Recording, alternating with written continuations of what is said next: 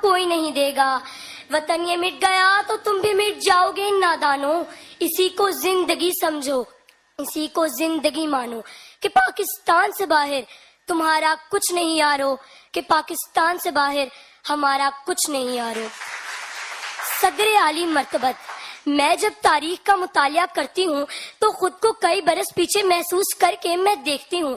جناب صدر, میں دیکھتی ہوں کہ عزم و یقین کی تصویر, شہیدوں کے لہو سے لکھی گئی تحریر, قائد کی انتھک محنت کی تصویر, اقبال کے خواب کی تعبیر. میرا پاکستان لہو لہان جب ظلم و جبر کے شکنجوں کو توڑ کر دنیا کے نقشے پر روشنی بن کر ابھرتا ہے تو عدو جل کر کہتے ہیں کہ چند ماہ و سال سے زیادہ جم نہ پائے گا اور دنیا کے نقشے سے غائب ہو جائے گا. مگر آج تاریخ یہ منظر دیکھتی ہے کہ ہم اللہ کے فضل و کرم سے نہ صرف قائم و دائم ہیں بلکہ ہم نے اپنی جدوجہد سے ثابت کر دیا کہ جب اپنا قافلہ عزم و یقین سے نکلے گا, جب اپنا قافلہ عزم و یقین سے نکلے گا, جہاں سے چاہیں گے رستہ وہیں سے نکلے گا. صدر عالی وقار, ہم ہر محاذ پر ثابت قدم رہے اور ترقی کی منازل طے کرتے آگے آگے اور آگے بڑھتے چلے گئے. ہم جرأت و بہادری میں سلطان ٹیپو حیدر بنے, ولید کی تلوار بنے, ہم شاعری میں شہرازی بنے, ہم نغمہ گری میں فردوسی, ہم ساز بنے تو بھلے شاہ, ہم سوز بنے تو وارث شاہ, ہم عقل بنے تو شاہ لطیف, ہم وجد بنے, ہم رقص بنے, ہم سچل سرمست بنے, اسکواش میں جہانگیر اور جان شیر بنے.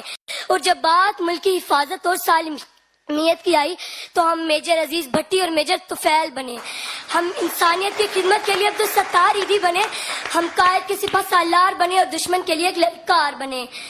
ہم نے دہشت گردی کا جڑ سے خاتمہ کیا. ہماری آواز آج بھی اپنی سرحدوں پر سیسا پلائی دیوار بن کر کھڑی ہے اور دشمن کو ایک پیغام دیتی ہے کہ ہم وہ قوم ہے جو جڑ سے جبر مٹاتی ہے, ظالم کو مار بھگاتی ہے. ہم موت کو آنکھ دکھاتے ہیں, ہم تیغ سے کب گھبراتے ہیں. اقبال نے بھی فرمایا ہے ہم توپ سے بھی لڑ جاتے ہیں.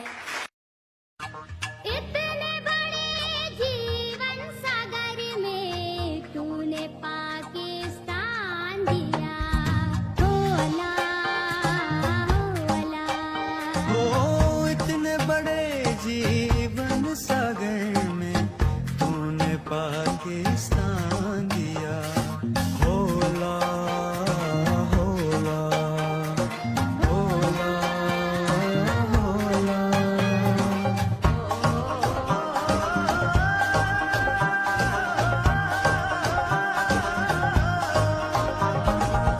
اتنی مشکل راہ گزر میں, اتنی